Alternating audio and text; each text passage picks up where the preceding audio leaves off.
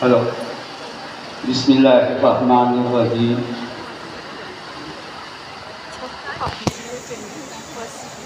आज इस इस्तक़बालिया प्रोग्राम स्वागत समारोह में समाजवादी पार्टी मुंब्रा थाने की जानिब से आप तमाम हज़रात का खैर मक़दम है, स्वागत है।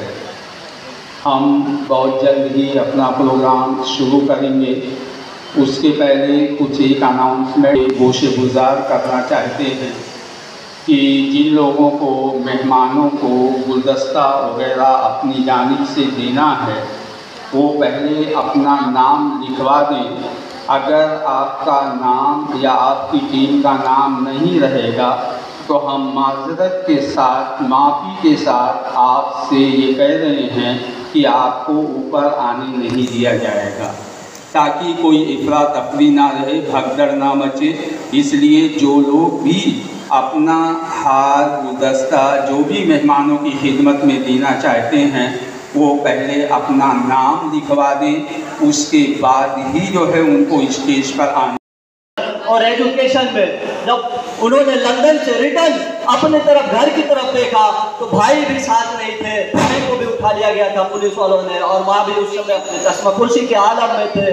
फिर भी उन्होंने आने वाले इलेक्शन में 2024 में मोहब्बत की दुकान को चलाया, और किराना के अंदर जहाँ एक नारा पूरे हिंदुस्तान के अंदर गूंज रहा था कि ये पलायन का मुद्दा है, यहाँ पे लोग मतलब किराना से लोग हिंदू लोग प्लान कर रहे हैं, उस वक्त उन्होंने आकर बताया कि नहीं, यहाँ पे भाईचारा चलता है। और उन्होंने ये जीत दर्ज कर एक ऐतिहासिक मैसेज दिया पूरे हिंदुस्तान के अंदर, जो 27 साल की उम्र में MP मेंबर ऑफ पार्लियामेंट में एज अ मुस्लिम और as a all community representative वहाँ पर पहुँचे हैं। ये हमारे लिए और आप मुंब्रा शहर के लिए बहुत ही गर्व की बात है। आज वो हमारे बीच कुछ ही समय में हमारे बीच होंगे।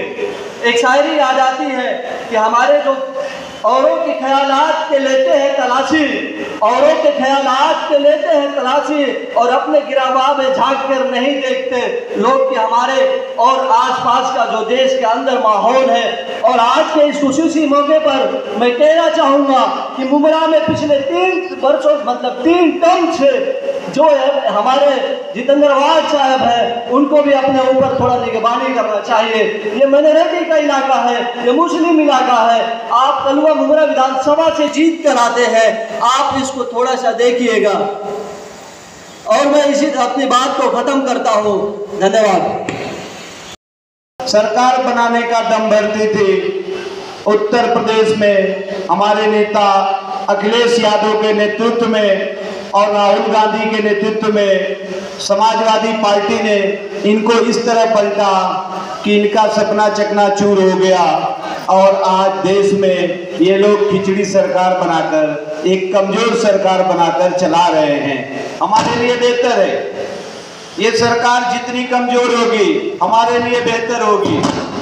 साथियों, आज उसी कड़ी में पूरे महाराष्ट्र के अंदर हम सब के लीडर जनाब अबू आसिम साहब जो इस सपने को सजा के बैठे हैं कि महाराष्ट्र में हमारी एक ताकत बढ़े, हमारे लोग मजबूती के साथ खड़े हो, महाराष्ट्र में एक ताकत बढ़े, ताकि महाराष्ट्र में चलने वाली सरकार बगैर हमारे इस सरकार को या आने वाले इंडिया गठबंधन को बताया जा रहा है, ताकि जो हमारी मांगे हैं आप उन मांगों पर हमें सीट दो। अगर आप हमें सीट नहीं दोगे तो समाजवादी पार्टी इतनी ताकत रखती है कि अपने बल पे चुनाव लड़ेगी। साथियों,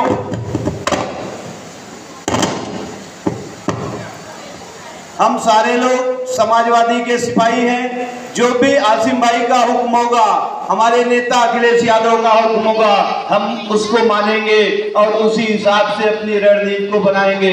मेरे साथियों, देश में ऐसी जालिम सरकारें कर रहे थे। मेरे साथियों, आज हमारा मकसद यहाँ जमा होने का, हम लोगों के बीच में 2 सांसद इकरा हसन चौधरी जी और बलिया से चलकर सनातन पांडे जी आए हुए हैं। सनातन पांडे के बारे में मैं थोड़ा बताना चाहता हूं कि सनातन पांडे उस धरती से बिलोंग करते हैं, उस जगह से आते हैं जो बलिया जिला पूरे हिंदुस्तान में 24 घंटा पहले आज़ाद हो गया। उस बलिया जिले से सनातन पांडे ने अभी इस बार पूर्व प्रधानमंत्री चंद्रशेखर जी के लड़के नीरज शेखर को उन्होंने हराया है। इससे पहले का भी चुनाव जो है वो जीत गए थे, लेकिन जबरदस्ती उनको हरा दिया गया। इस बार पांडे जी ने कहा था डीएम से कि अगर गड़बड़ी हो गई तो बलिया जिले से लाश तुम्हारी जाएगी, नहीं तो मेरी जाएगी, अगर तुमने कुछ भी गड़बड़ी कर दिया तो।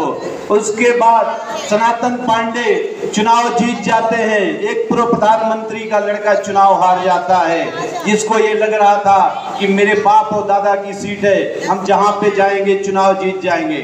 चंद्रशेखर जी जब भी चुनाव लड़ते थे हमेशा जो है हमारे नेता मुलायम सिंह यादव का सपोर्ट हुआ करता था, लेकिन नीरज शेखर को ये गुरूर हो गया कि हम जहां पे भी जाएंगे चुनाव जीत जाएंगे। लेकिन सनातन पांडे एक किसान का बेटा, एक आम आदमी का बेटा, एक शरीफ आदमी, किसान का बेटा, उसने चुनाव नीरज शेखर को हरा दिया। बहुत बड़ी जीत हो गई। हम उस बलिया जिले से आते हैं साथियों, मैं भी उसी बलिया जिले का रहने वाला हूँ। हमें बड़ी खुशी है कि हमारा एक साधारण नेता जो है इतने बड़े आदमी को चुनाव हरा देता है।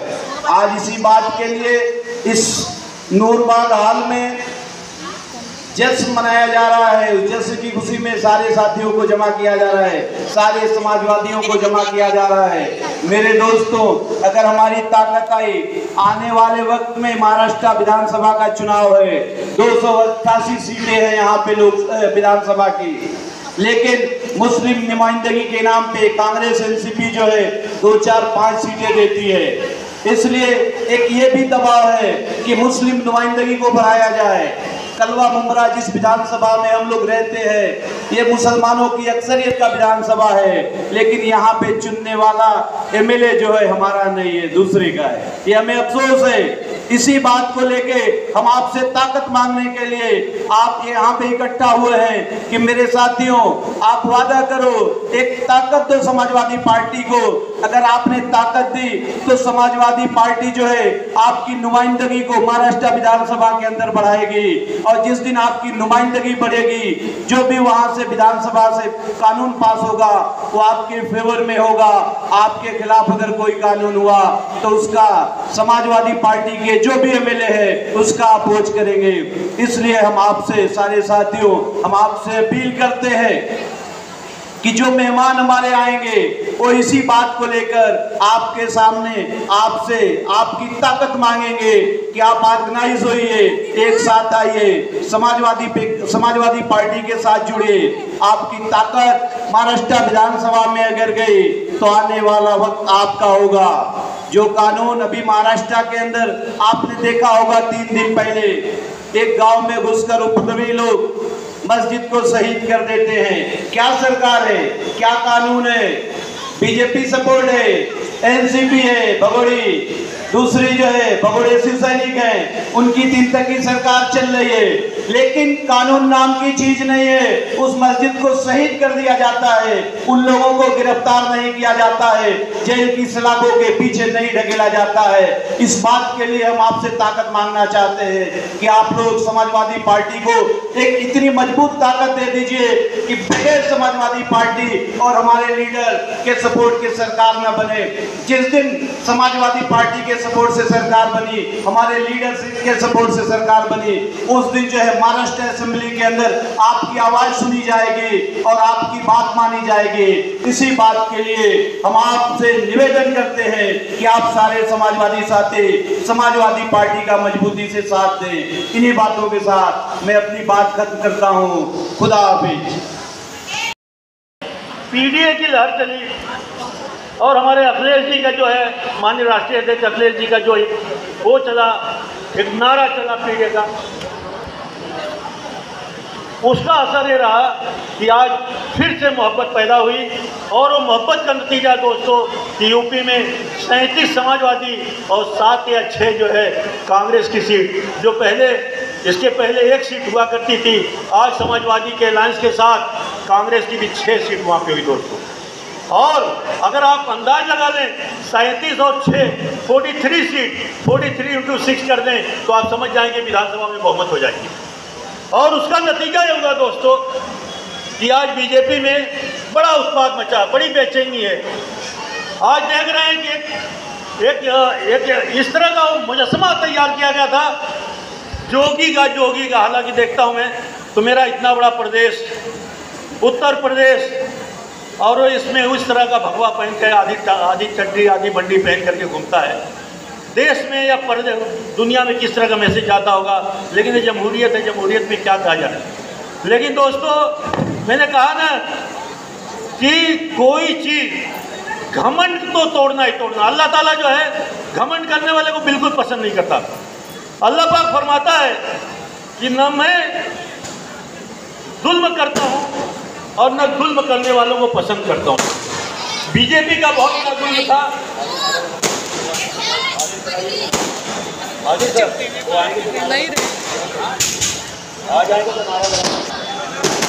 साथियों देखिए हमारे मेहमान हमारे दरमियान आ चुके हैं।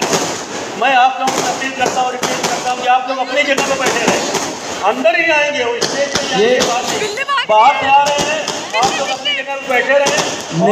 नेहरू से चल के रब्बानी भाई आए हैं। रब्बानी भाई से गुजारिश है कि आगे वाली सीट पे आ जाए। रब्बानी भाई से गुजारिश है कि आप आगे आ जाइए सर। पीछे जो साथी बैठे हुए खड़े हैं उनसे गुजारिश है कि आप लोग दाहिने साइड में आ जाइए। बाईं तरफ सीट खाली है, बाईं तरफ सीट खाली है। सारे लोगों से अपील है उधर बैठ जाइए। अभी लोग आएंगे और मजमा आएगा दोस्तों। 8 बजे तक हम लोग तो लोग आएंगे, जगह मिलेगी नहीं, इसलिए वहाँ की जगह पूर्ण कर लीजिए और लेडीज की लाइन छोड़ देंगे। बाद में अगर जगह बच्चे नीचे वहाँ भी बढ़िए। आप सारे लोगों से अपील है नीचे बैठ डिसिप्लिन बनाए रखिए ताकि सबको जो है कि देखिए इतना हसन से बहुत लोग चाहेंगे कि हमारी फोटोग्राफी हो, बहुत लोग चाहेंगे कि हमारा फोटो उनके साथ आवे। तो इंशाअल्लाह मेरी भी कोशिश होगी, मैं भी यहाँ पे हमारे नसीब सर हैं और भी लोग आए, आदिल भाई आएंगे, मौलम मामा रहेंगे। मैं उन लोगों से कहूँगा कि सारे के सारे लोग अभी नहीं सही तो 10 दिन बाद सही, लेकिन जो लोग चाहते हैं फोटोग्राफी इतना हसन के साथ करना, सारे लोगों को फोटोग्राफी हो दोस्तों।